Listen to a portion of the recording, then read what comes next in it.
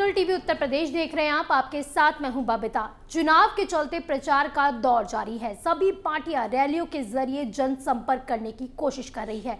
सपा भी काफी सक्रिय नजर आ रही है। इसी बीच सपा के जनसंपर्क अभियान को तेज धार देने के लिए ममता बनर्जी भी मैदान जंग में कूद पड़ी हैं और सपा का साथ देने के लिए 3 मार्च को वाराणसी आ रही है। तो वहीं ममता के आगमन के बीच तपस्वी छावनी के महंत जगत गुरु परमहंस आचार्य ने रविवार की रात वाराणसी में मीडिया से बातचीत करते हुए ममता बनर्जी को लेकर एक विवादित बयान दिया है, जिसे लेकर चर्चाओं का बाजार भी गर्मा गया है। दरअसल अखिलेश यादव के साथ ममता बनर्जी के चुनाव प्रचार करने पर भड़के परमहंस ने ममता की पार्टी को आतंकी संगठन करार दिया है। उन्होंने ममता पर यह आरोप लगाया है कि पश्चिम बंगाल के चुनाव के बाद ममता ने रोहिंग्या आतंकवादियों को छूट दी है। अयोध्या से मैं तपस्वी छावनी पीठाधीश्वर जगत गुरु परमहंस आचार्य टीएमसी को मैं आज जो है आतंकवादी संगठन घोषित करता हूं, क्योंकि 2 मई को चुनाव परिणाम घोषित होने के बाद में जिस तरह से रोहिंग्या आतंकवादियों को छूट दी गई और 3 करोड़ से ज़्यादा वहां हिंदुओं का जिस तरह से निर्मम नृशंस हत्या हुई है, जब वहां राज्यपाल जो है गए तो वहां जो भाग करके जिनका घर द्वार लूट लिया गया, वो भाग करके जो जंगलों में छिपे थे, वो कहते हैं कि क्या बिना इस्लाम कबूल किए जीने का कोई रास्ता नहीं बचा है।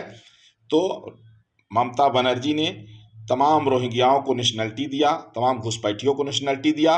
और जिस तरह से ममता बनर्जी का कार्यकाल रहा, तो ममता बनर्जी एक प्रकार से उनको कहा जा सकता है कि वो देश की एक राजनीतिक गंदगी हैं, आतंकवादी हैं और टीएमसी आतंकवादी संगठन। वहीं जब ममता बनर्जी के वाराणसी दौरे पर परमहंस आचार्य से सवाल पूछा गया तो उन्होंने कहा कि ममता बनर्जी देश विरोधी गंदगी को फैलाने के लिए वाराणसी आ रही है। वो यही नहीं रुके, उन्होंने ममता को गंदगी फैलाने वाली मक्खी तक बता दिया और वहीं सपा को यूपी की गंदगी बताया।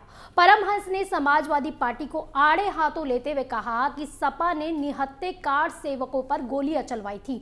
उन्हें लगा कि जिस तरह से उन्होंने पश्चिम बंगाल में 3 करोड़ से ज्यादा हिंदुओं की हत्या कराई है, उसी तरह से सरकार बनने पर उत्तर प्रदेश में अखिलेश यादव भी ऐसा ही करेंगे।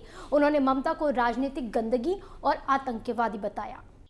बस देश विरोधी गंदगी को फैलाने के लिए यहाँ भी आ रही हैं, क्योंकि उनको ये लगा कि जैसे मक्खी होती है, कितनी भी साफ सुथरी जगह हो, कुछ न कुछ गंदगी ढूंढ लेती है। तो उत्तर प्रदेश में लगा कि समाजवादी पार्टी जो है निहत्थे कार सेवकों पर गोलियां चलवाई थी, तो उसके प्रचार में आ रही हैं। तो उनको लगा कि यहाँ भी जो है जिस तरह से वहाँ उन्होंने जो है तो 3 करोड़ से ज़्यादा जो है तो हिंदुओं की हत्या कराया, तो यहाँ अखिलेश यादव को समझाने आती होंगी कि अगर तुम्हारी सरकार बने तो तुम भी ऐसे यहाँ करना।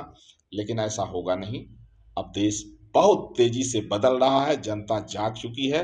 अब लोग जो है नफरत की राजनीति नहीं, अब जो मोदी जी ने सिद्धांत दिया है सबका साथ, सबका विकास, सबका विश्वास और सबका प्रयास, जनता इससे प्रभावित है। परमहंस ने ममता के कार्यकाल का भी जिक्र किया और कहा कि जिस तरह ममता ने अपने कार्यकाल में हिंदुओं पर अत्याचार किया है, वैसा ही वो अखिलेश से भी करवाना चाहती हैं। परमहंस ने कहा कि जहां जहां ममता बनर्जी प्रचार करने जाएंगी, चुनाव के बाद मैं वहां वहां गंगा जल से पवित्र करवाऊंगा। उत्तर प्रदेश का विधानसभा चुनाव अब नए मोड़ पर आ चुका है, जहां नेता एक दूसरे पर वाद प्रतिवाद कर रहे हैं, तो वहीं अब इस चुनाव में संतों की भी एंट्री हो चुकी है। आपको बता दें कि अयोध्या के तपस्वी छावनी के महंत परमहंस आचार्य ने ममता बनर्जी और अखिलेश यादव पर तंज कसते हुए कहा है कि वो पूरे उत्तर प्रदेश में जहां जहां भी चुनाव करेंगे, वहां पर उस स्थान को वो गंगा जल से धुलवाएंगे।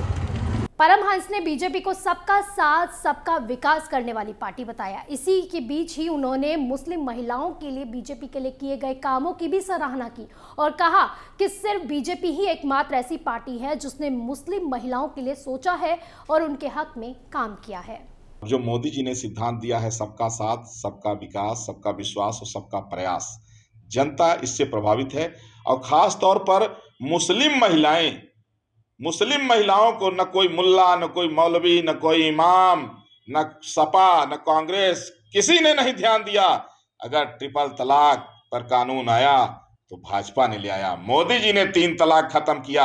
नहीं लोग दर्जनों बच्चा पैदा करके तलाक तलाक तलाक कह करके जिस तरह से महिलाओं को छोड़ देते थे, वो रोटी के लिए मोहताज होती थी या पानी धोती थी, दर दर की ठोकर खाती थी, उनके कष्ट को किसी ने नहीं समझा।